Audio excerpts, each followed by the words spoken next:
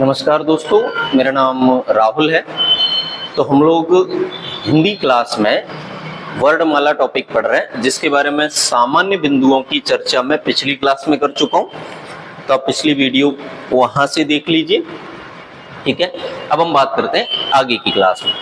तो वर्णमाला टॉपिक में मैंने जो आपको जिक्र किया, उसमें हम लोग ये समझे प्रारंभ में, मैं पूरा तो नहीं लेकिन सामान्य बातों को रिपीट कर लूंगा। पूरा इसलिए नहीं कर सकता क्योंकि समय बढ़ जाएगा, जो दिक्कत हो जाएगी। देखिए, तो हम लोगों ने पढ़ लिया था कि वर्णमाला में कुल कितने वर्ण होते हैं? 52। इन 52 वर्णों का रचना का श्रेय किसे जाता है? पाणिनि को। पाणिनि द्वारा उनके ग्रंथ अष्टाध्यायी में इन 52 वर्णों का जिक्र किया गया है। अब ये 52 वर्ण जो है, हम लोगों ने पढ़ा था कि सामान्यतः दो हिस्सों में विभाजित होते हैं। एक हिस्सा कहलाता है स्वर और एक हिस्सा कहलाता है व्यंजन, ठीक है। अब देखो, स्वर के बारे में क्या है, सामान्य चर्चाएं हैं जिनको समझने का प्रयास मैं और आप करेंगे। तो स्वर की परिभाषा है स्वयं राजन्ते इति स्वराः। महर्षि पाणिनि द्वारा स्वर के बारे में बोला गया कि स्वयं राजन्ते इति स्वराः, अर्थात जिनका उच्चारण करते समय वायु बिना किसी अवरोध के मुख से बाहर आती है, उन्हें स्वर कहा जाता है। अर्थात जिनका उच्चारण करने में किसी अन्य वर्ण की आवश्यकता न हो, उन्हें स्वर कहा जाता है। अर्थात जो बोलने में स्वतंत्र हो, उन्हें स्वर कहा जाता है, ठीक है। अब हम ऐसी आधार पर बात करेंगे स्वर के प्रकार। अब देखो, स्वर के जो प्रकार हैं वो अलग अलग प्रकार से वर्गीकृत है। तो इसी क्रम में हम लोग पहला वर्गीकरण पढ़ेंगे जिह्वा के आधार पर। बात को मेरी को समझना, प्रयास मैं ये करूंगा कि आपको पूरी बात समझा सकूं, प्रयास आप ये करेंगे कि आप पूरी बात समझ सकें। क्योंकि देखो, एक तरफा जानकारी पढ़ाई में तो नहीं लागू हो सकती है। यहाँ हम दोनों की मिलीजुली संगत का ही असर होगा कि उस आधार पर हम चीजों को समझ पाएंगे। चलिए समझने का प्रयास करते हैं। तो अगर ये हमारी जीभ है, तो जीभ के 3 हिस्से होते हैं। एक हिस्सा होता है अगला, एक हिस्सा होता है बीच का और एक हिस्सा होता है पीछे का। जो अगला हिस्सा है जीभ का, उसे कहा जाता है अग्र। जो बीच का हिस्सा है उसे कहा जाता है मध्य, और जो पीछे का हिस्सा है उसे कहा जाता है पश्च। आराम से मेरी बात को समझने का प्रयास कीजिएगा, ठीक है। तो इसी आधार पर स्वर के जिह्वाकृति के आधार पर स्वर के 3 प्रकार होते हैं, ठीक है। कौन कौन से? तो पहला है आपका अग्र, दूसरा है मध्य और तीसरा है पश्च। अब देखो, जो स्वर जीभ के अगले भाग से उच्चारित होते हैं उनकी संख्या है 4। कौन कौन से? ए, ई, ए। ये 4 वर्ण ऐसे हैं जिनका उच्चारण जीभ के अगले भाग से किया जाता है। मध्य भाग से उच्चारित वर्ण है अ, और शेष जो वर्ण है उन सब का उच्चारण जीभ के पिछले भाग से किया जाता है। आराम से मेरी बात को समझने का प्रयास कीजिएगा। तो हम लोग क्या समझे, आराम से समझना। देखो, स्वर कितने पढ़े हम लोगों ने? 11, ठीक है।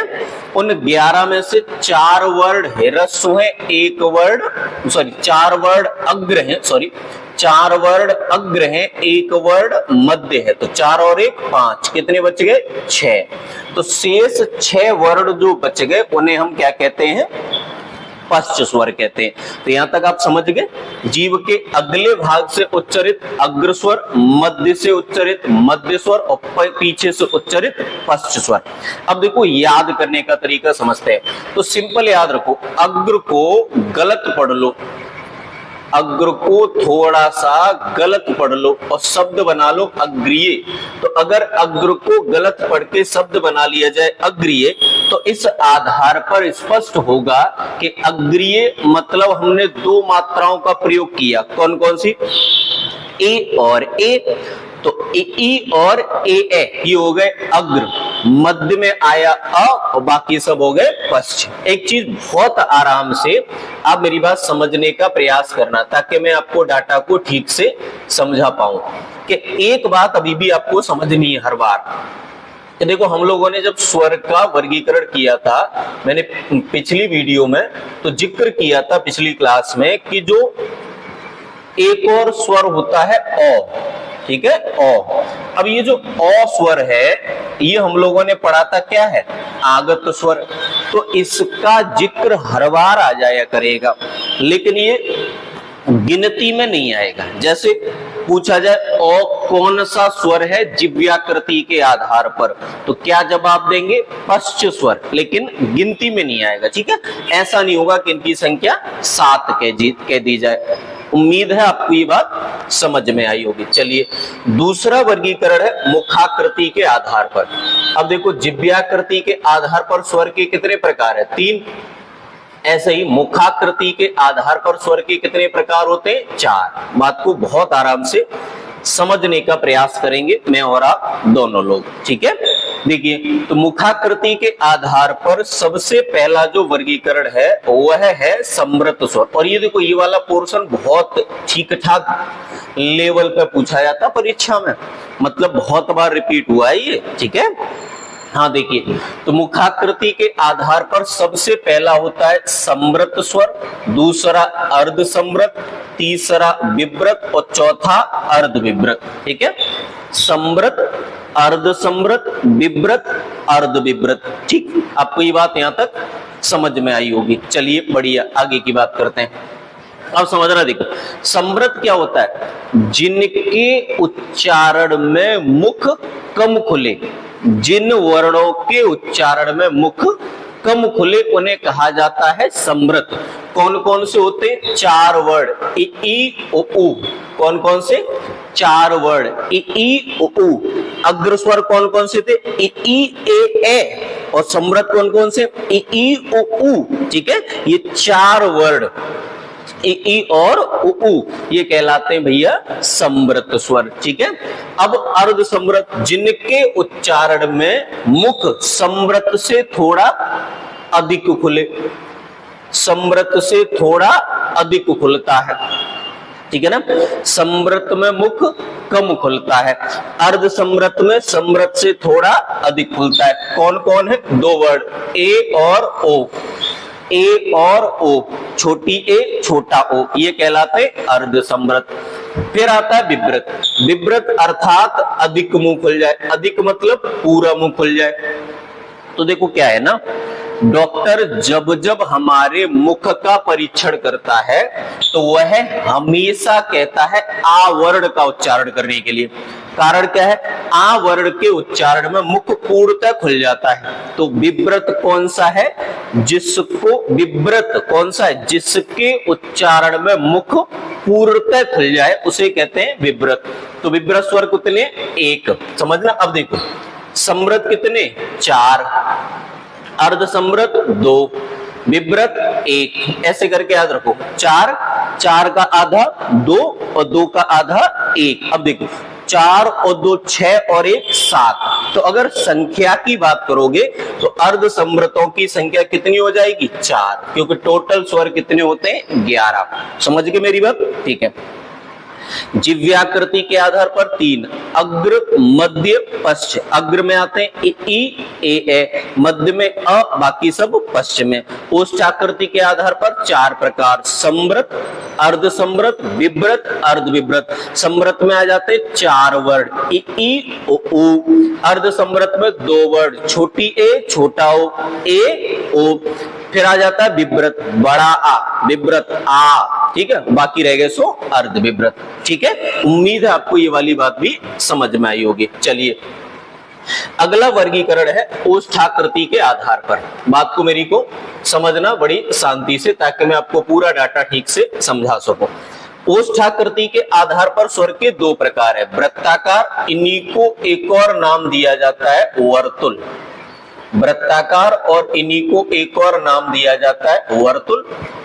अवृत्ताकार, इन्हीं को एक और नाम दिया जाता है अवर्तुल।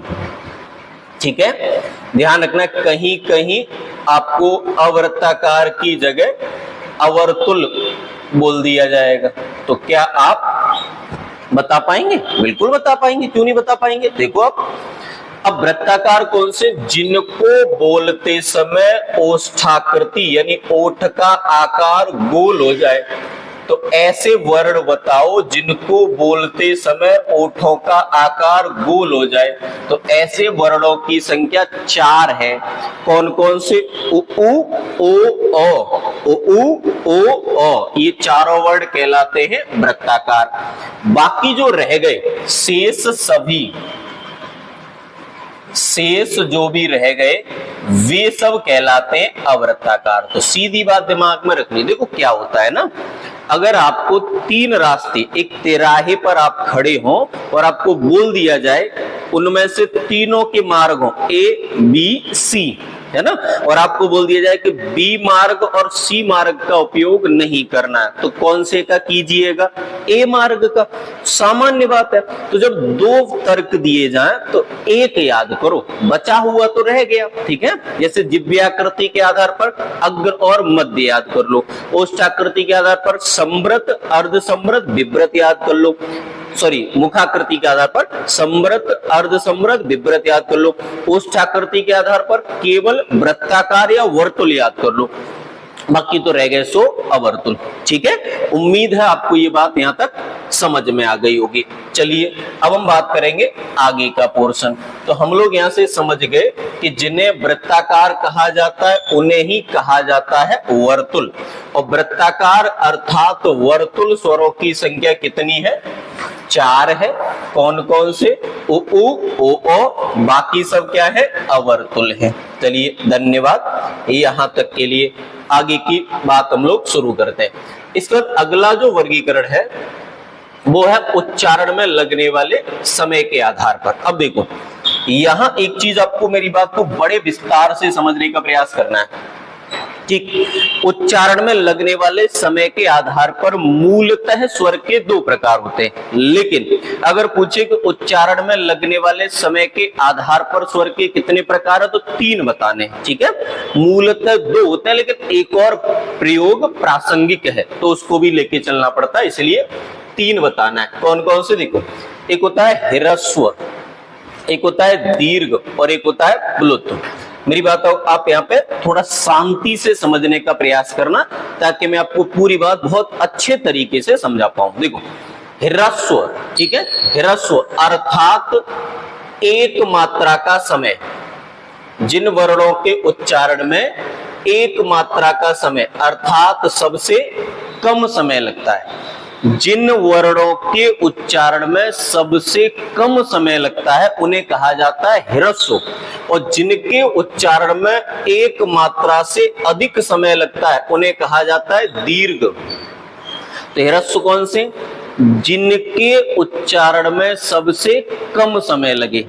दीर्घ कौन सा है? जिनके उच्चारण में थोड़ा अधिक समय लगे। ठीक है, प्लुत कौन सा है? जिनके उच्चारण में बहुत समय लगे, तिगुना समय लगे। ठीक है, बहुत ज्यादा समय लगे, तिगुना लगे, उन्हें कहते हैं प्लुत। अब देखो क्या है, प्लुत नाम का कोई स्वर हिंदी वर्णमाला में नहीं है। कैसे समझो, देखो ह्रस्व कौन से? उच्चारण में सबसे कम समय लगे, संख्या कितनी है? 4। कौन कौन से? अ ए ओ रे, अ ए ओ रे। ठीक है ना, ये चारों वर्ण कहलाते हैं ह्रस्व, बाकी जो रह गए वो सब कहलाते हैं प्लुत। ठीक है, फिर देखो वही जिक्र ओ के बारे में मैं बार बार आपको बता रहा हूं। ओ पढ़ने में तो है लेकिन काउंटिंग में नहीं है। तो अगर मैं आपसे बोलूं कि दीर्घ स्वरों की संख्या बताइए तो कितनी बताएंगे? 7, क्योंकि ह्रस्व की है 4। इस आधार पर देखो 2 ही तो प्रकार हुए, 4 ह्रस्व और 7 हो गए दीर्घ। तो 4 ह्रस्व 7 दीर्घ संख्या हो गई 11। ठीक है, बढ़िया। अब प्लुत नाम पर आते हैं, तो कोई स्वर बचा ही नहीं जो प्लुत बनाओगे। फिर प्लुत कहां से आता है समझने का प्रयास करेंगे भैया। देखो प्लुत नाम का कोई स्वर तो नहीं है, लेकिन अगर मैं इस तरह से लिख दूं, जैसे मैंने ये शब्द लिख दिया ठीक है, यहां इसे कहते हैं हम लोग अवग्रह। ये एस जैसी आकृति कहलाती है अवग्रह। उम्मीद है आपको ये बात यहाँ पे पकड़ में आ रही होगी। तो इस आकृति को क्या कहते हैं? अवग्रह। ठीक है, अवग्रह, आराम से समझना, ध्यान से। तो यहां पर क्या हुआ, बड़ी शांति से समझने का प्रयास कीजिए। अवग्रह, अवग्रह का तात्पर्य क्या है? देखो, इसको जब पढ़ते हैं राम, यानी राम शब्द को थोड़े अधिक समय के लिए उच्चारित कर लिया गया, जैसे समझना ध्यान से। तो ये जो प्लुत है ना, ये किस आधार पर है? लिखावट के आधार पर। प्लुत है लिखावट के आधार पर। जैसे एक शब्द मैंने ले लिया ओम, अब इसको दो तरह से पढ़ सकते हैं, ओम, ठीक है, और एक है ओम। ओम तो लंबे समय तक उच्चारण किया, और जहां उच्चारण लंबे समय तक किया तो वही स्वर बन गए प्लुत। ठीक है, तो उम्मीद है आपको ये वाली बात भी समझ में आई होगी। ठीक है, कि ह्रस्व एक मात्रा का समय, दीर्घ दो मात्राओं का समय, प्लुत अधिक समय, सबसे ज्यादा समय। ह्रस्व कौन कौन से? अ, ए, ओ, रे, बाकी सब दीर्घ है। प्लुत नाम का कोई स्वर नहीं होता, बस स्वरों को थोड़े अधिक समय के लिए उच्चारण में लिया जाए तो वो कहलाने लगते हैं प्लुत। ठीक है, चलिए आगे की बात करते हैं। इसके बाद देखो स्वर आ जाते हैं उच्चारण स्थान के आधार पर। अब उच्चारण स्थान के आधार पर स्वर के प्रकार होते हैं दो, एक होता है अनुनासिक और एक होता है निरनुनासिक। अनुनासिक और निरनुनासिक। देखो अनुनासिक क्या है? महर्षि पाणिनि द्वारा ये बोला गया, मुख नासिक वाचनो अनुनासिक, मुख नासिक वाचनो, मुख नासिक वचनो अनुनासिक। मतलब पाणिनि जी द्वारा कहा गया कि जिन वर्णों का उच्चारण मुख के साथ साथ नासिका से किया जाए उन्हें अनुनासिक कहा जाता है। तो अगर आपसे सीधा सीधा सवाल पूछे कि अनुनासिक स्वर कौन से हैं, तो जवाब दे दो कोई नहीं। 11 में से कोई भी स्वर अनुनासिक नहीं होता है। निरनुनासिक कितने? तो निरनुनासिक कितने होते? सभी, जितने भी स्वर हैं वे सभी के सभी निरनुनासिक हैं, कोई भी स्वर अनुनासिक नहीं है। बढ़िया, यहां तक आपको डाटा ये समझ में आया होगा। चलिए मैं बात करता हूं आगे की क्लास में। अब देखो इसके बाद फिर स्वर आते हैं आपके घोषत्व के आधार पर। बड़े आराम से समझना। देखो घोषत्व, बात को मेरी को समझने का प्रयास करना ध्यान से। देखो घोषत्व के आधार पर, घोषत्व क्या कहलाता है? घोषत्व के आधार पर देखो, तो घोष शब्द का मतलब होता है कंपन, कंपन या झंकृति। कहीं कहीं आपके जो शब्द है ना वो बदल जाते हैं, तो आपको उससे संबंधित शब्दों के साथ पढ़ाई करनी है। ठीक है, तो क्या हुआ कि जिन वर्णों के उच्चारण में स्वर तंत्रों में कंपन अथवा झंकृति उत्पन्न होती है उन वर्णों को कहा जाता है घोष वर्ण। ठीक है, घोष, ठीक है, इसी को आप घोष कहते हो और इसी को आप सघोष कहते हो। याद रखना है ये दोनों वर्ण एक ही है, घोष या सघोष। तो अब बात आती है कि बताओ स्वरों में कैसे वर्गीकरण करोगे? तो सीधा याद रखो, जितने भी स्वर हैं सबको जब जब उच्चारित किया जाता है तो स्वर तंत्रों में कंपन होता ही होता है। तो सभी स्वर कैसे होते हैं? सघोष या घोष। ठीक है, आपको ये बात समझ में आई होगी। ठीक है, देखो आगे आगे की बात है उत्पत्ति के आधार पर। उत्पत्ति के आधार पर बात को मेरी को समझना। अब देखो उत्पत्ति के आधार पर स्वर जो होते हैं वो दो प्रकार से वर्गीकृत किए जा सकते हैं। एक तो हो गया आपका, आराम से मेरी बात को समझना, एक तो आपका हो गया मूल स्वर, ठीक है, और एक आपका हो गया संयुक्त या संधि स्वर। संयुक्त या फिर संधि स्वर। यहां समझना, देखो क्या हुआ, महर्षि पाणिनि को आप लोगों ने पढ़ रखा है कि वर्णमाला का रचनाकार माना जाता है। कौन सा ग्रंथ लिखा? अष्टाध्यायी। उसमें कितने सूत्र हैं? लगभग 4000 सूत्रों का वर्णन किया गया है। तो मूल स्वर कौन कौन से? तो देखो, महर्षि पाणिनि द्वारा जो प्रारंभिक ध्वनि, भगवान शंकर के डमरू से जो प्रारंभिक ध्वनि उन्हें सुनाई दी वो थी अ ई ओ ड़, अ ई ओ ड़। दूसरी थी रे र क, ठीक है। तो हिंदी वर्णमाला में र का जिक्र नहीं है। हिंदी वर्णमाला में जिक्र केवल 4 वर्णों का है, इनका अ ए ओ रे। ये 4 वर्ण महर्षि पाणिनि को सबसे पहले सुनाई दिए, और जो वर्ण सबसे पहले सुनाई देते हैं उन्हीं को दिया उन्होंने नाम मूल स्वर। बेसिकली मूल शब्द का मतलब किससे है? प्रारंभिक से, ठीक है। आपका मूल जन्म स्थान, जहां आपका जन्म हुआ, मूल विद्यालय जहां से आपने शिक्षा प्रारंभ की, ठीक है। मूल इनकम जो आपकी पहली वाली इनकम थी, तो मूल या प्रारंभिक एक ही बात समझ के चल सकते हैं, ठीक है। आगे इसके बाद देखो संयुक्त। तो अगर आपसे पूछा जाए कि मूल स्वरों की संख्या कितनी है, तो कितना जवाब देंगे? 4 वर्ण। फिर आते हैं संयुक्त। तो संयुक्त की संख्या कितनी है? 7, ठीक है। तो मूल स्वर होते 4 और संयुक्त हो गए 7। अब कौन कौन से 7, वो आप आराम से समझने का प्रयास यहाँ कीजिए। देखो, तो हम लोगों ने एक स्वर पढ़ा है आ, एक स्वर पढ़ा है ई, एक स्वर पढ़ा है ऊ, 3 तो ये हो गए, ठीक। फिर हम लोगों ने एक स्वर पढ़ा है ए, एक स्वर पढ़ा है ए, एक स्वर पढ़ा है ओ, और एक स्वर पढ़ा है ओ। अब इनको संधि या संयुक्त स्वर क्यों कहते हैं, आराम से समझना। देखो, आपने संधि के बारे में हम लोगों ने आगे जिक्र करेंगे, तो आप ये पढ़ेंगे कि अ अथवा आ का मेल अ अथवा आ से किए जाने पर, अ अथवा आ का मेल अ अथवा आ से किए जाने पर निर्माण होता है आ का। इस आधार पर आ को कहा जाता है संधि स्वर। फिर समझना, ए अथवा ई का मेल ए अथवा ई से करा दिया जाए तो निर्माण होता है ई का। इस आधार पर इसको संधि स्वर। संधि मतलब मिलाकर बनाए गए, संयुक्त मतलब 2 वर्णों के मेल से बनाए गए। आप समझ गए होंगे मेरी बात को, बढ़िया।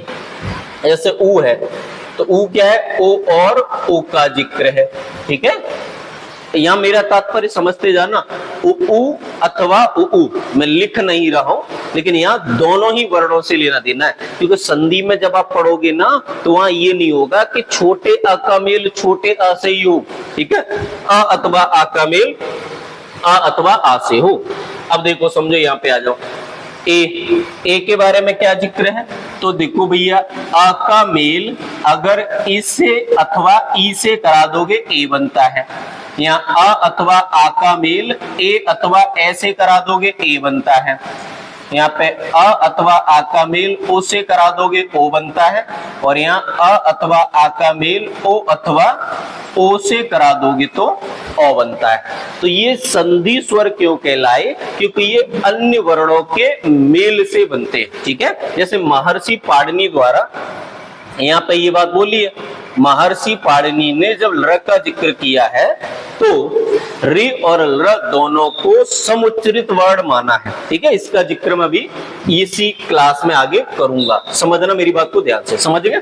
तो संयुक्त स्वर कितने? 7। कौन कौन से? आ ई उ ए ओ और मूल स्वर कितने? 4। कौन कौन से? अ ए ओ रे। इस वाली बात का जिक्र भी आगे करूंगा, ठीक। अब देखो, एक बात आप अक्सर सुनते होगे, पेपर में समझते होगे, सजातीय वर्ण। पेपर में स्वरों को लेके एक सवाल ये भी पूछा जाता है, सजातीय और विजातीय। तो सजातीय कौन से होते हैं? देखो, समान जाति वाले, समान जाति, और वर्णों में जातिगत विशेषताएं किस आधार पर है? उच्चारण के आधार पर, ठीक है। तो ऐसे समझ लो कि जिन वर्णों का उच्चारण एक ही स्थान से है, स्वरों की बात कर रहा हूं, ठीक है। हाँ, अभी व्यंजनों पे नहीं पहुंचा, तो वे सजातीय हैं। जैसे अ और आ, ये दोनों सजातीय हैं। अ और आ सजाती है, ए और ई सजाती है, ठीक है। ओ और उ सजाती है, ठीक है। पाणिनि द्वारा दिए गए एक महर्षि पाणिनि जी द्वारा दिए गए एक वार्तिक से रे और र भी सजाती है। तो याद रखना है सजाती वर्ड कौन कौन से, आ सजाती है, ई सजाती है। विजाती कब होंगे कि जैसे मैं एक हिस्से में एक पेयर बनाऊं जिसमें अ और ए लिख दूं, अब ये क्या है, विजाती हो गए, ठीक है ना। मैं भैया ए के साथ ओ लिख दूं तो क्या हो जाएगा, विजाती हो गए।